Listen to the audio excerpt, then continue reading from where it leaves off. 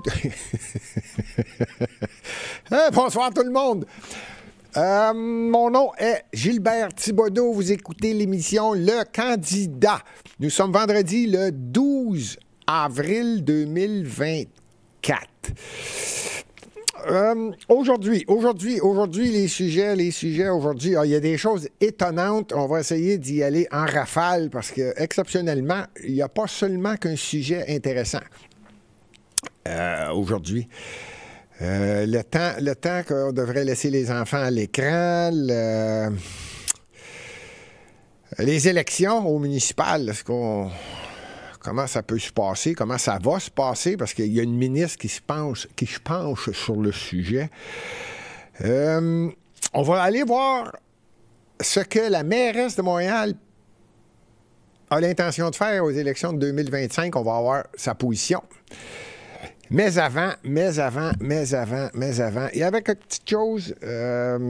Ah oui, puis on va parler du projet de loi 57. Je vais y revenir. Mais avant. Quelqu'un m'a dit, Gilbert, peux-tu nous dire qu'est-ce qui arrive avec cette taxe carbone qui est entrée en vigueur le 1er avril? Ça, c'est fédéral. Justin Trudeau qui a décidé qu'il fallait taxer. Non, moi, ça me fait tellement rire, une taxe. Une taxe, c'est quelque chose que tu mets en place et en disant tout le temps, c'est une taxe et c'est temporaire. Il n'y a pas plus permanent qu'une taxe. Quand ils commencent à en mettre une, c'est bien rare. Je pense que dans l'histoire de mon vécu, il y en a une qui a diminué. C'est...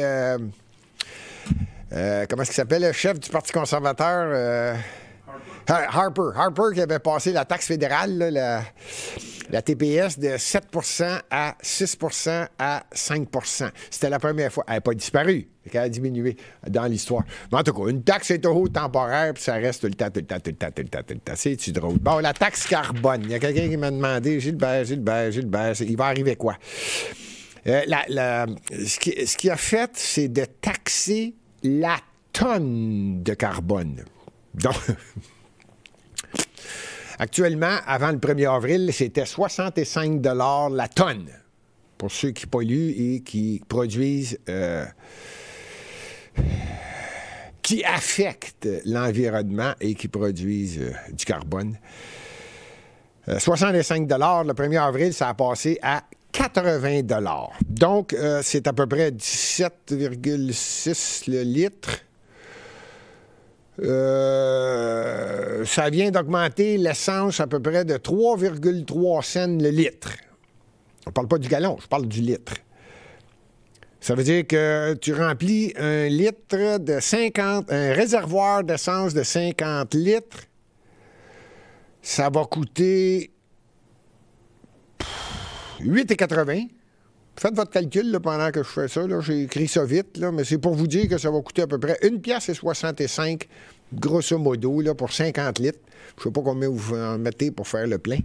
1,65 $ le plus le 50 litres d'essence. C'est incroyable. En tout cas, je vous réponds à la question. Oui, moi aussi, je trouve ça phénoménal. Je ne sais même pas comment est-ce qu'on a embarqué là-dedans. Il y en a qui disent, ah, ben non, le Québec n'a pas embarqué. Ben oui. Il vient d'où le pétrole? On met l'essence qui rentre dans... Il y a quelqu'un quelque part qui va l'augmenter. Ça vient du Canada. Quand ça arrive à la pompe au Québec, faites-vous-en pas. Il y a quelqu'un quelque part qui a pensé à la taxe carbone. Oui, elle va être là. D'ailleurs, on le voit déjà aux pompes. Je pense qu'on a passé de 1,61, 62, 63, 64, 65, 66, c'est 8, 69. J'ai vu 1,74. Là, ça, ils ont du fun. Mais ça, mettez-vous à la place d'un fournisseur. Le fournisseur, lui, il sait, les médias font leur publicité. Moi, j'en reviens pas. Mettez-vous à la place de la personne, de la grosse corporation qui, elle, vend de l'essence. Tous les médias parlent de ça, la taxe carbone. Tous les journalistes de médias traditionnels répètent constamment, 24 sur 24, ça va augmenter. Qu'est-ce que vous pensez que le gars à l'autre bout, le président de Shell ou de je sais pas qui, lui, il part à rire, il a la bédaine pleine, puis il dit, ah ouais, continue. Prépare le monde à savoir que ça va augmenter. Mais c'est exactement ce qui arrive. Moi, je pense que des fois, il en profite, il y a un peu d'exagération. Déjà, à 1,60, moi, je dis, voyons, non, il y a quelqu'un quelque part qui fait de l'argent. Ben oui, c'est sûr. Bon, ben, vous en pas, ça vient d'augmenter. De 65 à 80 la tonne. Le diesel, lui, il va passer de 17,38 la taxe, le prix du litre, dans le fond, là, va augmenter. La taxe de 17,38 en carbone à 21 cents et 39 en taxe carbone le litre. Puis la dernière question, on me disait, Gilbert, la bonbonne. La personne avait une suite d'idées. Merci, quand vous avez des questions ou des commentaires, gênez-vous pas, vous pouvez le faire sur YouTube. Le pouce en l'air, ça nous aide à faire connaître Lux Média, l'émission Le Candidat. Et en bas, vous pouvez écrire des commentaires ou poser des questions. C'est généralement là que je prends les questions et j'en fais une émission. Merci encore une fois à ceux qui le font. Ben ouais, là. J'ai trouvé. La bonbonne. Gilbert, la bonbonne pour mon barbecue. La bonbonne de 20 litres qu'on achète, là. Bon, ouais. Là, pour faire le calcul, ça va vous revenir à peu près à 12 cents point 38 le litre, puis c'était 10 cents point 08 le litre de taxe, le litre. Fait que ça a augmenté 2 piastres et 20, selon mes calculs, pour une bonbonne de 20 litres de propane. Bon! Ça fait plaisir en intro d'avoir fait ça. Aujourd'hui, on va parler, on va tourner alentour du sujet là, qui est très, très, très controversé. C'est le droit de parole, ce qui est en train de se passer. Mais avant d'aller directement sur le sujet, évidemment, le projet de loi 57 qui va empêcher différentes personnes de s'exprimer ou de faire des commentaires ou comment est-ce qu'ils vont être jugés, à savoir si c'est agressif, pas agressif, c'est bon. Je voulais regarder un peu avant. Y a-tu quelqu'un, à l'inverse, au niveau politique ou au niveau influence de médias traditionnels subventionnés par le gouvernement du Québec qui essaie de vous influencer ou de vous imposer une idée, une façon de penser? Ça vient d'où l'idée de dire que, bon, ben là, il faut arrêter, les gens ne peuvent plus s'exprimer comme ils veulent, on va faire une réglementation au Québec pour dire, t'as plus le droit de faire ça, parce que nous, on est quelqu'un. Là, j'ai dit, OK, on va aller voir un petit peu plus en arrière. Est-ce qu'un média a déjà reçu l'influence, à l'inverse, d'un élu? Pas nécessairement pour traiter la population d'imbéciles. Non. Pour leur dire en pleine face, étant donné que vous êtes imbécile, je vais vous dire comment penser. Puis j'exagère pas, là. J'exagère pas. De plus en plus, que ce soit le média traditionnel, que ce soit un politicien ou peu importe. Quelqu'un qui a le moindrement une opinion différente de ce qui devrait être dit, là, ils ont catégorisé ça. Ça veut dire que tu y parles pas. Puis, c'est un complotiste. Puis là, la discussion est terminée. Ils ont rajouté des mots, là, des... Ah ben non. C'est un édenté. C'est un conspirationniste. Là, ils ont trouvé des mots. Moi, j'appelle ça, c'est de l'agression pure laine, là. Ça, là, c'est de diviser... Tu divises vraiment ta société. Quand c'est rendu que les élus donnent l'ordre aux médias, ben, n'oubliez pas, là, ça se passe comme ça au Canada, au Québec. À Montréal, c'est pire. Là. À Montréal, c'est la pensée unique. Là, tu as la totale. Au Québec, c'est... Tu penses comme nous autres, puis là, le citoyen a moins le choix de grouiller, parce que là, il y a de l'argent qui rentre en ligne de compte, là. Il y a des organismes, ils n'ont pas bien de choix. Là. S'ils vont à l'encontre de ce que le gouvernement du Québec leur dit de faire, peut-être que la subvention va diminuer ou disparaître. C'est plus facile, tu n'as pas besoin de leur tordre trop le bras. Au fédéral, le gars, je le dirai jamais assez, puis c'est pas une insulte, là. C'est clair, là. nous étions un système socialiste et un jour, quelqu'un va comprendre que le mot socialiste, le mot socialisme, tiens, ce n'est pas du tout ce que c'était à comparer à ce que c'est aujourd'hui. Bon, ben oubliez ça, je parle pour rien. On n'en est plus là, on est en route vers le communisme. Il y en a qui me disent, Gilbert, là, c'est pas fin de dire ça, t'es au Canada, puis c'est le plus beau pays au monde. Ben oui. J'ai jamais dit qu'on était communiste. J'ai dit on est en route vers le communisme. Peut-être que moi, je ne le vivrai pas. Peut-être pas.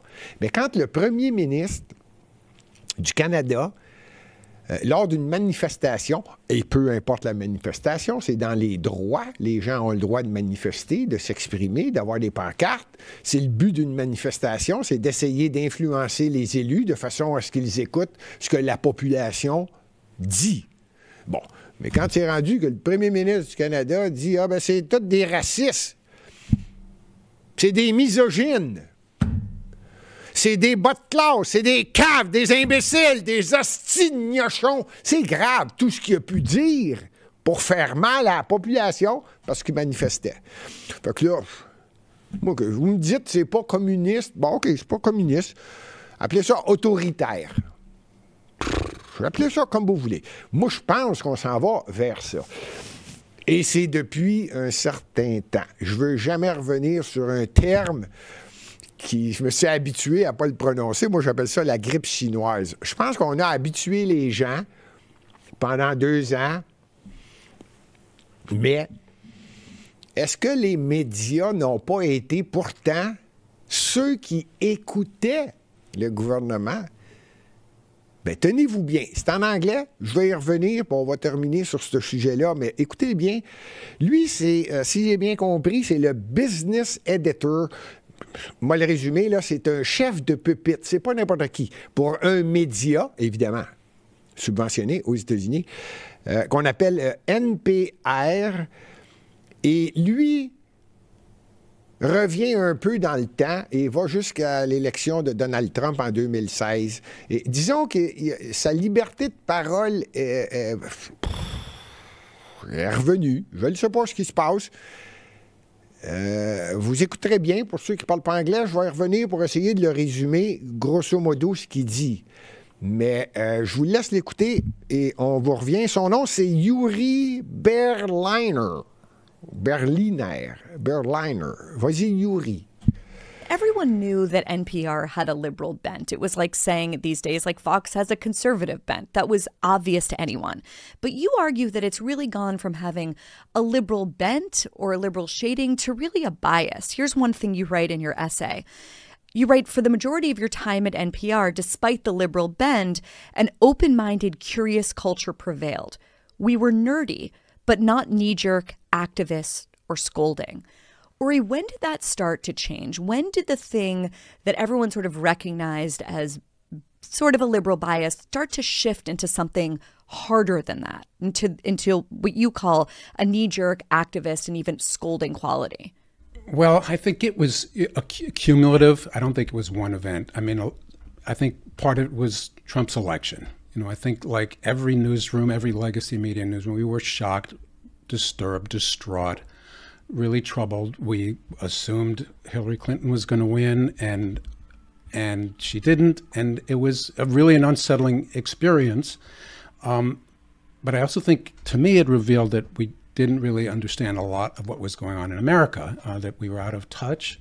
But I think also we kind of locked down after a while. I think after a while we started covering Trump in a way that like a lot of legacy news organizations, that we were trying to damage his presidency, to even find anything we could to harm him. And I think what we latched on to was Russia collusion, like a lot of news organizations, which was, as I write, sort of catnip, although it was just rumors and a lot of it based on pretty shoddy documents or evidence. It wasn't really solid, but I think it was compelling. And for us, you know, I think a lot of newspapers, use documents or anonymous sources. We really latched on to Adam Schiff. He was like our muse to the Trump collusion story. We had him on constantly, a lot. I think I counted 25 times. And in most of those conversations, he sort of alluded to evidence he may have had or sort of teased out, Russia, he was colluding or the campaign was colluding with Russia. And then the Mueller report came out and no collusion. And, I think we sort of the story kind of disappeared. But to me, that was like a time for what went wrong? Why did we miss this? Despite our feelings about Trump, this is a story we should have sort of treated differently. Pour ceux qui écoutaient attentivement, ce que dit ce éditorialiste, celui qui avait un poste quand même élevé. Encore d'ailleurs, je trouve que cet homme, Yuri Berliner, est très, très, très courageux. Il est encore au service de NPR. Et la question qui lui est posée, c'est justement relié au phénomène de influencer. Moi, j'appelle plus démolir. Quelque chose qui ne fait pas ton affaire, tu le démolis. Et lui, il ne se gêne pas. Ceux qui parlent bien anglais comprennent très bien que la campagne électorale est reliée en 2016 avec Donald Trump.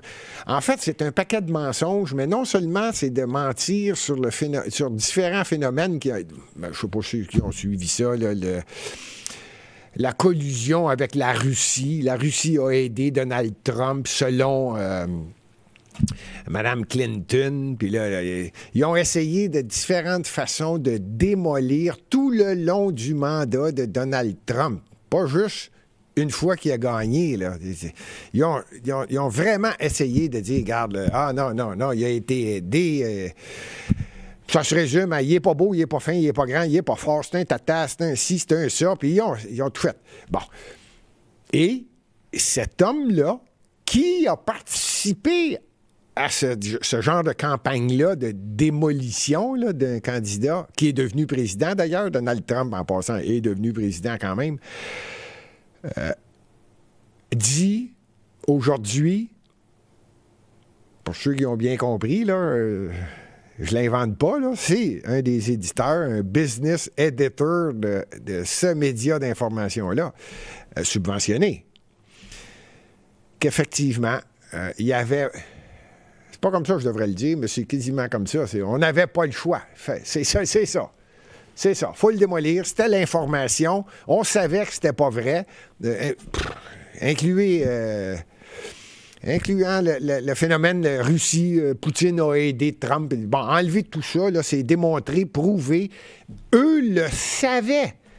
On descend jusqu'en 2016, là, aux élections de Donald Trump. Là. Le savaient que c'était pas vrai. Et là, ça implique plusieurs informations. Puis là, on sent que pas juste ça. Beaucoup de choses, on le sait que c'est pas vrai, mais on embarquait. Moi, j'appelle ça une vague. On embarquait dans la vague, on n'avait pas le choix, s'il fallait. Puis on le disait, en sachant que c'était pas vrai du tout. Et ça crée une opinion publique. J'ai pas besoin de vous dire là, que, il y en a qui haïssent Trump, ils ne savent pas tout. Sauf qu'ils ont écouté Radio-Canada, ils ont écouté TVA, ils ont écouté NPR, ils ont lu Loïc Tassé. Je ne sais pas. Regarde. Mais au moins, il y en a un qui a débarqué du bateau. Je répète, il est encore au service du média. Je ne sais pas combien de temps encore, mais il l'est encore. Il est courageux. Il passe pour courageux aux États-Unis. Aux États-Unis, il y a l'avantage d'avoir un petit peu plus de droit de parole. Donc, on a l'opinion quelquefois de médias qui vont à l'encontre du média traditionnel subventionné, qui sont plus tentés à être démocrates. Puis il y a d'autres fois, c'est le média qui a plus une tendance républicaine. Puis là, c'est les démocrates qui le remettent à leur place. Puis bon, mais ces temps-ci, au Canada, oubliez ça, il n'y en a pas. C'est la pensée unique. Mais c'est le premier ministre. Le premier ministre, il l'a dit. Vous êtes tous des édentés, des caves, des conspirationnistes, des complotistes, les journalistes. Et puis je parle en connaissance de cause, là. Croyez-moi. Mais ils ont été délicats dans mon... pas délicat, là, mais ils ont essayé de me planter solide. Sauf que les tournures de phrases sont tellement fines. Moi, j'avais déjà dit, si une petite journaliste là, sans envergure s'essayait un petit peu plus, là, moi, je pourrais démolir sa vie. On va aller en cours, puis je vais te montrer, moi, c'est quoi d'essayer de démolir la carrière ou la vie de quelqu'un sans le connaître. Ça m'amène à vous dire exactement ce que, justement, les journalistes sans envergure, les chroniqueuses qui savent rien, là, puis qui ne font que répéter ce qui se dit, puis les politiciens, là, qui sont des vendus, qui ont de la difficulté à diriger, que ce soit leur circonscription, selon leur poste, ou s'ils sont ministres, d'essayer de contrôler ce qui est en train de se passer au niveau du Québec, si on parle du Québec, ou du Canada, quand on parle du Canada. Eux autres, il ne faut pas qu'on les insulte. Tiens. Et là, avant d'arriver là, je viens de toucher quelque chose, puis c'est vrai, il faudrait bien que j'en parle, parce qu'il y en a qui disent « Gilbert, tu as vraiment l'intention d'être candidat à la mairie de Montréal. » Oui. Et évidemment, si j'en parle aujourd'hui, c'est pas que je suis un candidat officiel. Tu peux dire que tu as l'intention d'être candidat, mais tu n'es pas candidat tant et aussi longtemps que tu n'as pas déposé ta candidature avec, je pense que ça va être 200 signatures ou 300 signatures officielles de résidents montréalais, comme quoi tu te présentes. Et là, tu déposes au directeur général et là, tu tombes candidat officiel. Tu peux dire que tu as l'intention ou que tu as un intérêt ou que tu t'as pas de candidat. Disons que je vais être bien plus précis, là. J'ai créé un parti politique et on est en train de grossir l'équipe et de plus en plus de candidats. Donc, oui, j'ai l'intention d'être candidat et on va se rendre jusqu'en 2025. Maintenant, la personne qui est en place actuellement, c'est une femme. Non, c'est l'homme de la situation. En fait, je ne le sais pas. Je ne le sais pas. Aujourd'hui, je ne sais plus. Mais elle se fait appeler mairesse, mais elle s'est présentée comme l'homme de la situation. Je pense qu'elle a des problèmes avec les femmes. Je pense qu'elle a de la difficulté. Mais c'est pas grave, je ne veux pas insulter personne parce qu'on va en parler tout à l'heure. On ne peut plus le faire. Je vous laisse écouter sur la rue Saint-Hubert, la mairesse de Montréal, voir si elle a l'intention d'être candidate à Montréal en 2025. Vous dites, donnez-moi un peu de temps. Ça va, à la fin de votre deuxième mandat, ça fera 8 ans. 8 ans. Dans 1 an et demi, ça fait 8 ans. Oui. Mais c'est pour ça que j'ai besoin Mais de temps. vous ne pourriez pas dire, mission accomplie, j'ai fait 2 mandats, merci, bonsoir. Bien, honnêtement, là, si on suit un petit peu ma carrière, puisque ce qui m'a emmené en politique, la question du logement, le droit fondamental de se loger, ça fait partie de mes convictions profondes. Dans tous mes écrits, dans ma bande dessinée, j'en parle, c'est là. Alors, une des raisons pour lesquelles je m'en vais pas, c'est ça. J'ai besoin de ce temps-là. C'est dans le ciment que vous ne partez pas. Enfin, même si vous vouliez partir, même si vous jongliez avec cette idée-là, vous ne pourriez pas le dire, de toute façon. Bien, c'est sûr que c'est difficile parce que excusez-moi, j'ouvre une parenthèse. Que les gens vous accostent, Mme Vélo, puis des insultes des fois. Comment vous vivez ça? Des insultes, ça arrive comme vraiment très, très, très, très rarement. Je vais être très honnête avec vous, là. Ceci étant dit, les gens vont verbaliser une opinion. Souvent, c'est... Madame Vélo. Vélo, ça tient beaucoup, ça. Le vélo, c'est quelque chose... Ça. Ben oui, puis en même temps, moi, j'en suis fière. Fait que je suis pas... Ça me dérange pas, là. Je veux dire, Alors, mais donc, je fais avec. Ben oui, je fais avec. Donc, vous vous représentez... Des fois, je me demande si je devrais commenter ou pas commenter. Moi, j'aime les bouts. Moi, ça me dérange pas. C'est ça. Mais de toute façon, on a confirmation qu'elle aussi, on a le droit de dire qu'on est candidat ou je serai candidat. Mais officiellement, c'est 42 jours, je pense, au dépôt des candidatures qu'on peut le dire officiellement. Tout ça pour vous dire que, donc, la mairesse actuelle va être candidate en 2025, n'a pas l'intention de se retirer de ce poste. J'ai amplement le temps de faire des émissions concernant Montréal et sa gestion. Je n'irai pas plus loin là-dessus. Bon, le gros sujet d'aujourd'hui. Ça, j'ai pas besoin de vous dire qu'à l'émission Le Candidat, je prends la peine de faire une vérification, généralement 3 fois, de tout ce que j'avance. Sauf quand c'est un projet de loi. J'ai pas besoin d'aller chercher d'autres sources. Je vais tout simplement l'imprimer.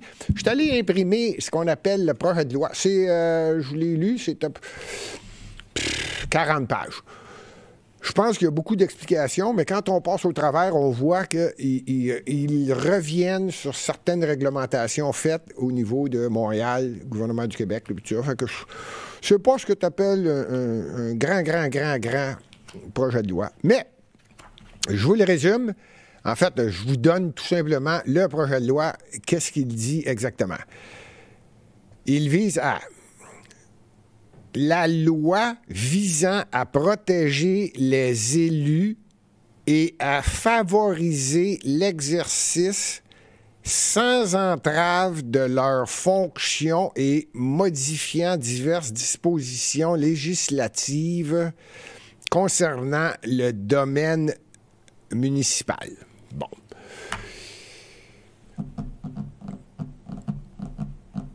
Ben ça, là, c'est comme, regarde, c'est pas pour nous autres, c'est pour les municipaux, là, les élus ou les municipales là, qui se plaignent, puis qui... OK, bon, c'est correct. Faites-vous-en pas, ça va s'appliquer au gouvernement du Québec. Ils vont l'appliquer partout. Là, ils l'ont fait pour dire que c'est municipal. Pourquoi? Semblerait que depuis 2021, je ne veux pas me tromper, j'avais le chiffre, depuis 2021, c'est 700... Le chiffre est quand même gros. Je pense que c'est ça, 700? Autour de 700, là, conseillers municipaux. On parle à grandeur du Québec. Qui aurait démissionné, là, parce que ils ont été peinés là, d'avoir été attaqués, ou pas attaqués dans le sens physiquement, mais testés. Comment on dit ça? Critiquer. Et c'est surtout ça qu'on vise, parce que dans la description, là, pour ceux qui veulent, en passant, ceux qui veulent mettre la main sur le projet de loi, c'est facile. L'Assemblée nationale du Québec, vous avez juste à écrire « Projet de loi 57 ». Puis, il est là, il est disponible. Si vous ne voulez pas l'imprimer, vous avez seulement qu'à le lire à l'écran. C'est en PDF. Clouc, tout est là. Pour ceux qui veulent en savoir plus, c'est quoi l'idée? Moi, je vous le résume, mais je vais vous le résumer, puis après ça, je vais vous donner mon opinion comme je fais d'habitude. Là, ce qu'ils veulent faire, c'est d'ordonner. Évidemment, c'est une loi. La loi va faire en sorte qu'elle va empêcher certaines choses. Et si je ne me trompe pas, c'est Mme Laforêt, je ne sais pas si le technicien peut me le confirmer, qui a fait cette déclaration-là, mais je pense que oui.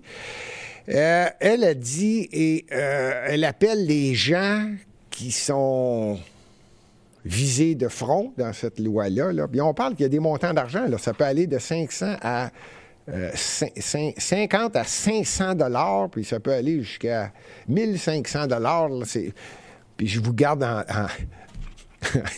au dessert. Il y a une chose qui m'a impressionné. J'ai dit, tiens, gardons ça. Donc, empêcher des citoyens. Là, ils n'appellent pas ça des citoyens des pas fins. Là. Non. Ils gardent ça poli. C'est des citoyens problématiques. Le terme exact utilisé de Mme Laforêt dit, c'est bon, là, on veut réglementer un citoyen problématique. Bon, problématique, je ne sais pas. Ça veut-tu dire qu'il n'a pas la même opinion que l'élu? Je ne sais pas. Mais c'est un citoyen problématique. Et donc, il ne peut pas se présenter aux séances du conseil municipal. Ça veut dire qu'un citoyen de Verchères, je ne sais pas, nommez-la, Montréal, peu importe, ne peut plus aller aux séances des conseils municipaux de sa ville parce que c'est un citoyen problématique. Bon, là, à savoir, problématique. Moi, je peux comprendre là, si un citoyen va là, puis engueule, crie fort, sac, blasphème, peu importe, là, bon, je peux comprendre. Mais il y a des gardiens.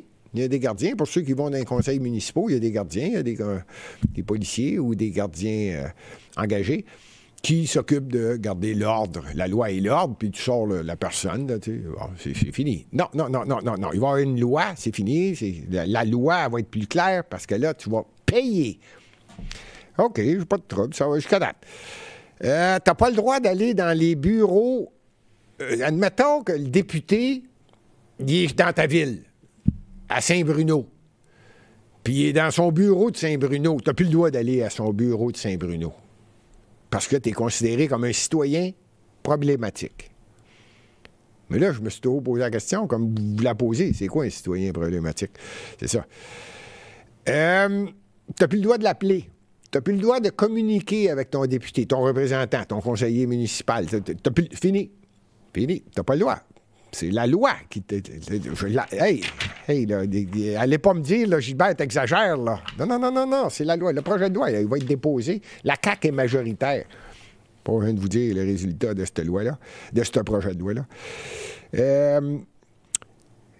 Celle-là vise pas mal de monde. Cessez de diffuser dans l'espace public, on parle-tu de réseaux sociaux, des propos, intimidation, harcèlement, menaces.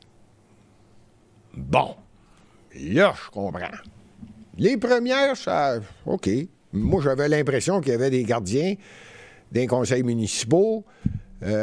Si au bureau du député, il y a un numéro de téléphone, moi, je pensais... Je le sais pas, là. Je le sais pas, moi, je suis pas un expert. Mais moi, je pensais que si, je sais pas, moi... Un citoyen appelle au bureau du député, puis il l'appelle juste pour l'envoyer chier, manger de la marde. Je pensais qu'il y avait un bouton sur un téléphone, moi, bloqué. Elle ne savait pas qu'il fallait passer une loi. C'est bon. Peut-être que c'est bon, peut-être que c'est pas bon. Mais là, c'est parce que la personne peut s'améliorer, peut être heureuse. Quand est-ce que tu décides qu'elle n'est plus problématique? Parce que là, si tu appliques ta loi, tu le mets dans la case problématique et... Qui décide quand il n'est plus problématique, là, le citoyen? Je la trouve drôle. Je trouve que c'est relié assez proche, merci, de garde, ferme ta gueule. Ça ressemble à ça. Mais j'ai pas dit que j'étais contre. C'est un projet de loi. J'ai pas su, là, encore. La CAQ va l'essayer. D'après moi, le projet de loi va passer. Mais là, j'ai voir. Il y a de l'opposition. Y a-t-il de l'opposition là? En tout cas. Il y a le Parti québécois. Il y a l'autre, là, Québec solidaire. Bon, j'ai hâte de voir. Ils vont soulever quoi comme point? Ou ils vont tout simplement dire c'est parfait. Puis ils vont faire des amendements pour empirer ça. Je ne le sais pas. Mais moi, je trouve que ce projet de loi-là qui s'en vient... Et vous allez voir où je m'en vais avec ça, parce que c'est... J'ai fait des recherches et, comme d'habitude, je suis monté un peu plus haut, un petit peu plus loin, un petit peu plus fort. Puis là, j'ai dit... Le projet de loi 57, dont je parle, touche à quelques petits points où je me dis... Oups! Ça, enfin, il était temps. Dont un, et vous savez, mon attitude, moi, c'est si je veux critiquer, je me gêne pas. Puis j'espère que le gouvernement n'essaiera même pas de me dire qu'un jour je suis insultant ou qu'ils vont me mettre dans la cause, problématique. J'espère. J'espère parce qu'il faudrait qu'il soit tata à faire ça. Je suis capable de dire quand c'est un bon coup, et c'est ce que je vais faire à l'instant.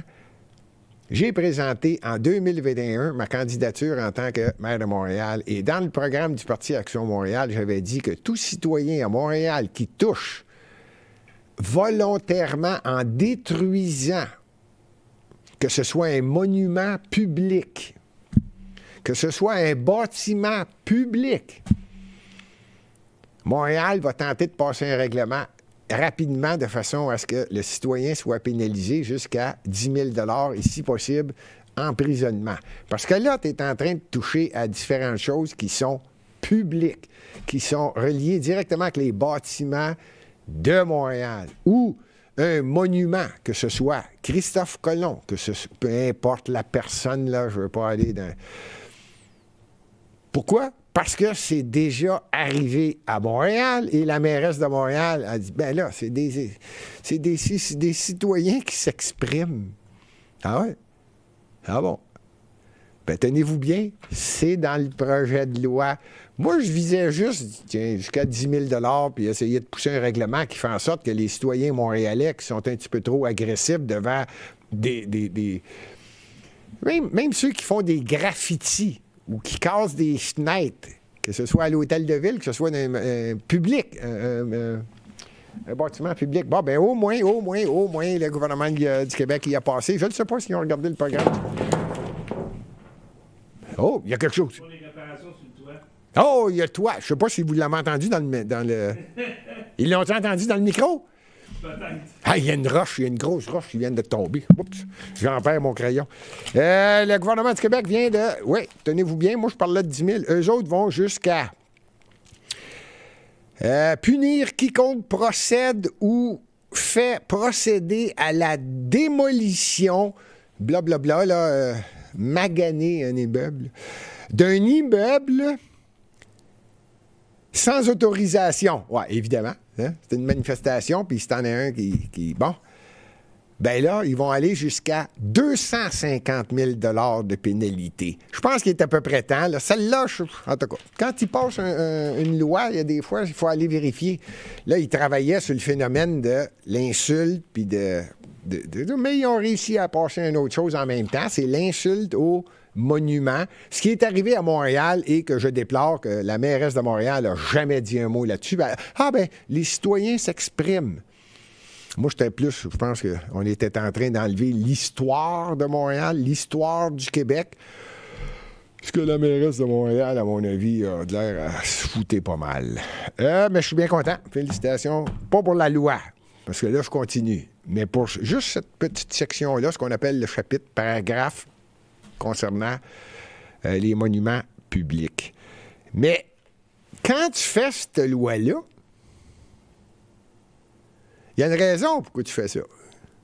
Ou tu l'as déjà faite, puis tu dis « Oh, c'était pas bien ce que j'ai fait », ou tu dis « Il faudrait que ça arrête parce que là, les médias sociaux sont rendus puissants, puis il y a des gens qui peuvent s'exprimer, mais il y en a qui le font des fois de façon désagréable, c'est vrai, mais il ne faudrait pas qu'ils s'expriment carrément. Ça serait mieux qu'ils ne parlent pas du tout, parce que là, notre pensée unique ne passe plus, là. Les gens sont capables de parler entre eux autres directement, même s'il y en a un qui reste à un bout de la ville, puis l'autre à l'autre bout complètement. Ils sont capables de discuter ensemble sans passer par le téléphone, sans rien, juste un petit commentaire sur les réseaux. Puis là, un petit commentaire, ouais, elle n'est pas bien fine, la ministre. Ça va arrêter où, là? Quand tu dis il insulte ou devient un citoyen problématique, ça va arrêter où? Parce qu'oubliez pas, il y a un début. Habituellement, c'est comme une taxe. Là, c'est temporaire, puis c'est pas trop pire, puis c'est juste pour empêcher les extrémistes. OK, mais là, on va aller où?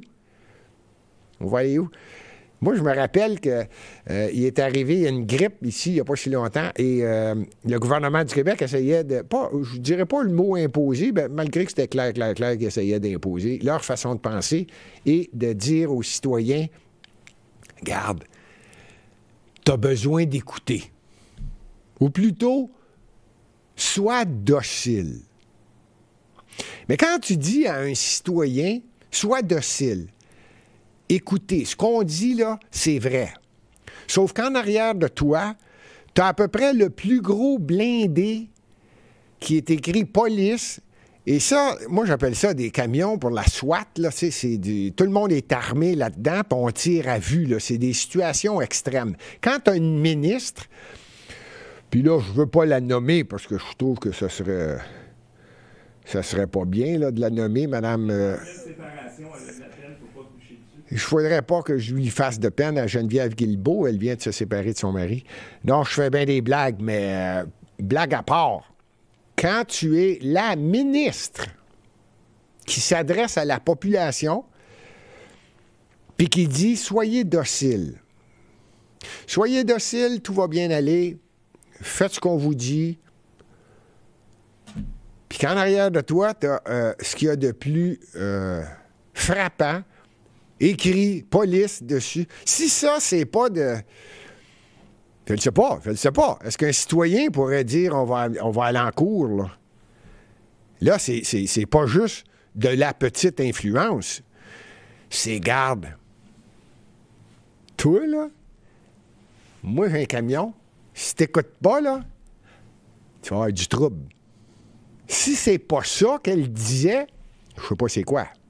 Fait que je me pose la question, quand tu crées un projet de loi puis que tu dis, bon, vous autres, les citoyens, là, vous n'avez pas le droit de dire aux élus, garde, écoute-moi bien, parce que c'est moi qui paye des taxes, puis toi, tu dépenses pas mal. Pas pour les choses que moi, ça m'intéresse.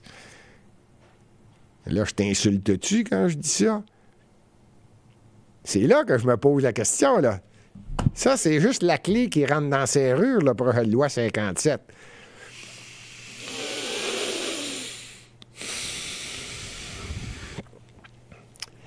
Je vais continuer avant de terminer sur le dernier sujet. Là, vous allez dire, Gilbert, énerve-toi pas, là, c'est... Peut-être que c'est pas tout à fait ça, puis il va y avoir des amendements. Oui, je répète, le projet de loi 57 est disponible sur le site du gouvernement du Québec à l'Assemblée nationale. Vous avez seulement qu'à demander le projet de loi 57. Je vous le dis, c'est une quarantaine de pages, ça se lit très bien. Il y a différents articles, puis là, je fais exprès, je ne veux pas prendre l'émission complète pour le lire, 40 pages. Mais je vous le résume un peu. Ça vient d'où, ça? Comment ça se fait qu'au Québec, malgré que le Québec, je trouve que de plus en plus... je veux pas être insultant, mais disons que j'ai de la misère à me reconnaître. Tu sais, en tout cas, je veux pas aller loin là-dessus, mais ça vient d'où? Fait que là, j'ai dit, tiens. Le chiffre que je cherchais tout à l'heure, 741 élus municipaux qui auraient démissionné parce qu'il y a des citoyens qui les auraient peut-être insultés un peu trop, ou critiqués, ou harcelés, l'autre mot, intimidés. Il y en aurait eu, depuis 2021, 741 élus municipaux qui auraient quitté. Si jamais vous faites ça, c'est 500 à 1500 $ d'amende qui vont vous charger, parce que ça, il va y avoir une plainte. S'il y a une plainte, ça va aller en cour municipal, cour supérieure, je sais pas. Et il peut y avoir 500 à 1500 $. Ça vient d'où, toute cette patente-là?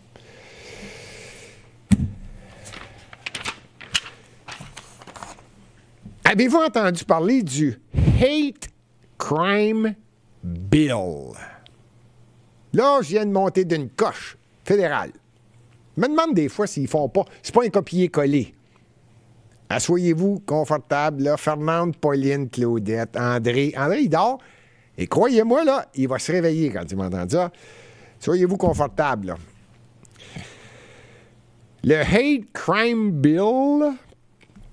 c'est exactement, ou presque, ça, ce que je viens de dire. Sauf que Justin Trudeau, le Parti libéral du Canada, est un petit peu plus profond dans la gorge quand il rentre de quoi. Lui, ça va être plus solide. J'ai hâte de voir ça, moi. J'ai hâte de voir ça, le Hate Crime Bill, relié avec la façon que tu parles d'un député au fédéral ou un élu. Ou allez voir le projet 57, vous allez voir ce qui se passe au fédéral. Mais... pendant que j'étais au fédéral, j'ai dit, tiens, on va regarder une autre chose qui est en train d'être déposée. C'est le C3, trait d'union, 72. Ça, c'est pas à l'Assemblée nationale. Vous faites gouvernement du Canada, Parlement, projet de loi, le C3, 72, et là, vous allez le voir.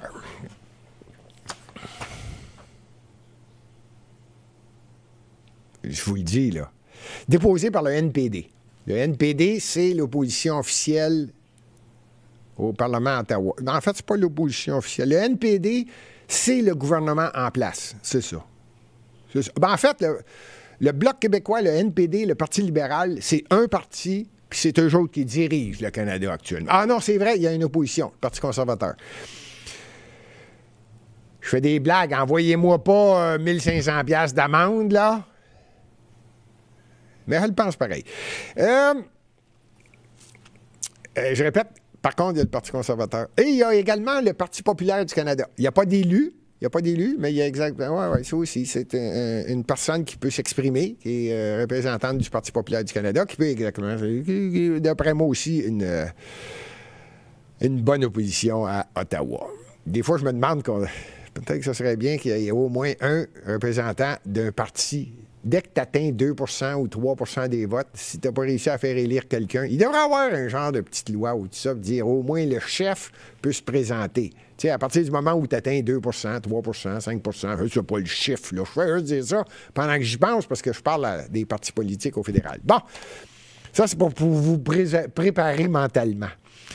Bon, fait que ça, c'est le projet de loi 57. Ce qui s'en vient au fédéral, 2 ans de prison et 5 000 $ d'amende si, sur les réseaux sociaux, ou vous écrivez un article, ou vous parlez en vous exprimant clairement devant un public, le fait que vous aimez l'essence. Si vous faites la promotion de l'essence qui va dans l'automobile, si vous dites que mon automobile va très bien et j'adore qu'elle fonctionne à essence et que vous avez une façon de l'exprimer qui fait en sorte qu'il y a un public qui vous écoute, 2 ans de prison, 5 000 $ d'amende. N'allez pas dire que là, je suis en train de dire des menteries, là. Vous irez le vérifier. Le NPD l'a déposé. Au Canada, tu n'as plus le droit d'avoir de bons feelings concernant le pétrole. Ouais, on a tous perdu le souffle, hein? Puis là, vous pensez que je ris. Non, je ris pas. Allez le vérifier, le C3-72 déposé par le NPD, de façon à ce que toute personne qui va parler en bien de l'essence, du pétrole, de façon à ce que son automobile va très bien, ou d'en faire la promotion possible de 2 ans de prison et de 5 000 $ d'amende. Ouais. Je voulais finir l'émission de bonne humeur. De il y en a qui ont perdu le souffle, ils ont dit, il est fou, là. Non, regarde. Je fais, regarde. Le Canada est en train de faire, je ne sais pas, là, ils sont en train de faire du bout à bout. Là. Il y a quelqu'un quelque part qui, je ne sais pas, là. Puis ça va passer. Parce qu'il y a rien qu'un gouvernement. N'allez pas croire qu'il est minoritaire, il est majoritaire. Il y a 3 partis, ils votent toujours ensemble. Ça, c'est un gouvernement majoritaire. Il y a une opposition, c'est le Parti conservateur. La seule chose que je vais vous rendre de bonne humeur, en finissant l'émission, c'est que s'il y a un nouveau gouvernement qui est élu, d'après moi, le premier ministre actuel, Trudeau, il est capable de toffer, là, parce que l'opposition, il n'y a pas d'opposition, à part le Parti conservateur, ils vont toujours voter pour lui, là. Mais je dis ça. Le budget sort, là. Ça, il faudrait que le Bloc québécois, le NPD, puis les conservateurs votent contre le budget, puis on tombe en élection. C'est possible. Si le budget il est affreux. Je ne l'ai pas vu. Ça se peut qu'on fasse une émission spéciale. Je ne sais pas si vous connaissez l'émission avec Usereau. Yves Usereau. Excellent. Lui, il a du plaisir. Je pense qu'il vend des produits financiers. Il y a une chronique, une émission ici à Lux Média. Et le budget est déposé la semaine prochaine. Et peut-être que je vais participer à l'émission. Ce serait justement sur le budget, les pour, les contre, les chiffres réels, parce que j'en déduis que Yves Usereau et comme Gilbert Thibodeau va faire une copie du budget ou va le lire au moins 2 fois pour aller chercher les points forts, les points faibles. Moi, j'ai déjà donné mon opinion. Là. On a le pire gouvernement dans l'histoire du Canada. Il a doublé la dette. Regarde, on ne voit pas l'histoire, là. Ça se peut que je sois présent et on va avoir beaucoup de plaisir. Ça va être plus... Je termine en disant, avec un beau sourire, je reçois souvent des invités. Ça peut que je reçoive la semaine prochaine ou l'autre... J'ai oublié son nom. Un représentant du parti PPC, représentant également du Parti conservateur du Québec, très, très, très connu. Cherchons son nom, un blanc de mémoire. C'est quoi son nom? Daniel Brisson, c'est ça. Que je le reçoive très bientôt au cours du mois d'avril. Je veux féliciter Guy Morin. Guy Morin, qui est celui qui se promène avec des armes à feu, qui est un grand défenseur au Québec. Il vient de créer une émission. Si je ne me trompe pas, c'est sur Facebook. Il a créé une émission et les gens peuvent l'appeler, poser des questions. Il a son téléphone, puis là, il parle, puis il explique différentes choses, puis il répond au téléphone, puis on le voit à l'écran. Félicitations, Guy Morin, d'avoir le courage de faire une émission et d'expliquer.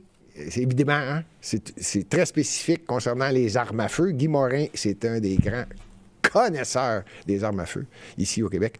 Fait que ceux qui ont des questions sur le port d'armes, la sorte d'armes, Guy Morin, nouvelle émission, félicitations, c'est le dimanche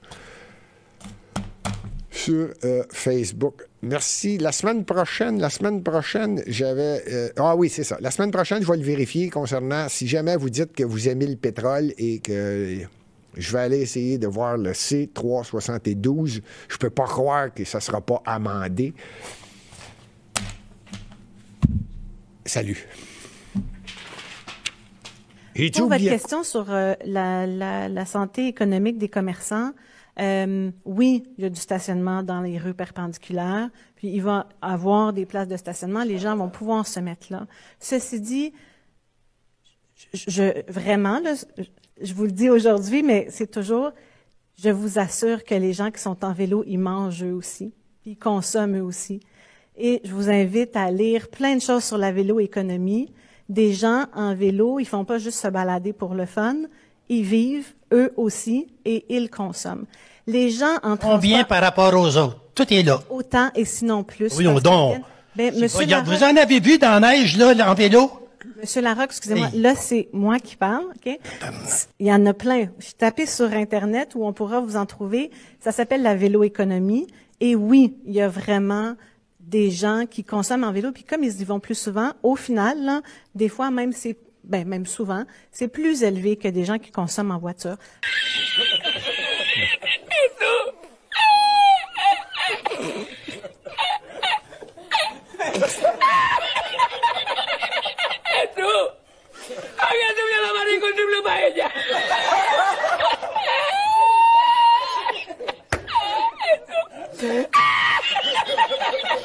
Y la encontré porque estaba la paellera agarrada metida entre las piedras de Chipiona del faro. Y cuando entro en el restaurante me ve el cocinero con una paellera y adentro la vende paellera.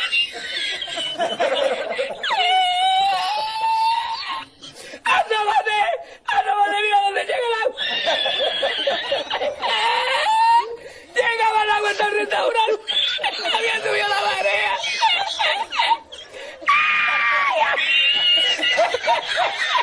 ¿Y tú? ¡Hay que hacerlo ahora! ¡Con los dos sacos de arroz!